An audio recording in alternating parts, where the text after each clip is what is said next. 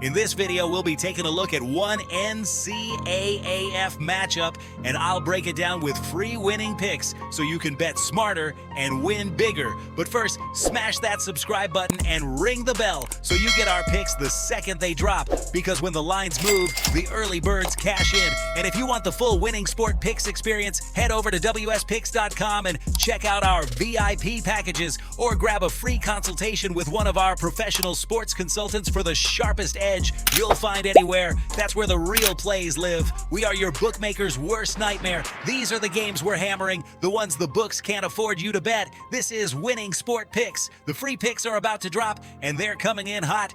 We start with Philadelphia versus New York. The number is Philadelphia laying 7 with a game total right around 40.5. This is a classic NFC East grinder. Familiar opponents, heavy film, and no secrets. When teams know each other this well, the first quarter usually tells you everything about game script, who controls the line of scrimmage, who wins early down efficiency, and who sets up short fields. In these divisional spots, favorites tend to get overpriced by public money, especially when that favorite carries a strong overall record. Books know casual bettors love backing the better team, so they shade the line north. That makes our work simple. Is the hook worth it? And does the matchup profile support a one-score separation?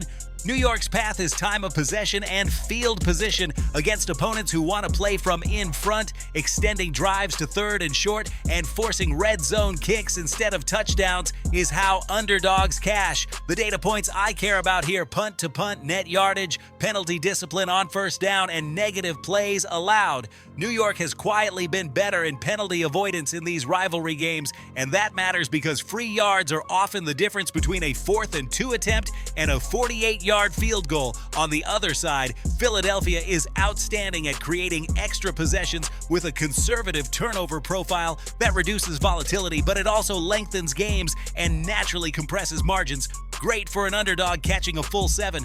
Another lever is pace. Both sides are comfortable huddling, getting to the line late, using motion to identify coverage, and snapping inside 5 seconds. Slower tempo trims total play volume. Fewer plays mean fewer chances to separate by 2 scores. That dovetails with the divisional familiarity note. These teams self-scout tendencies and build counters all week, which typically hard caps explosives. And remember red zone math. Philadelphia is excellent inside the 5, but New York has stacked more bend, don't break stands in this series than they get credit for. Field goals instead of 7s keep dogs alive deep into the 4th. Weather and game state win probability matter too. If Philadelphia is ahead late, their 4-minute offense can chew clock and invite a backdoor cover. If New York steals an early lead, Philadelphia's response is methodical rather than frantic. That shortens the game and again leans toward a tight final margin. From an in-game perspective, any first-half lead of 10 or fewer for either team is a live spot to buy the trailing side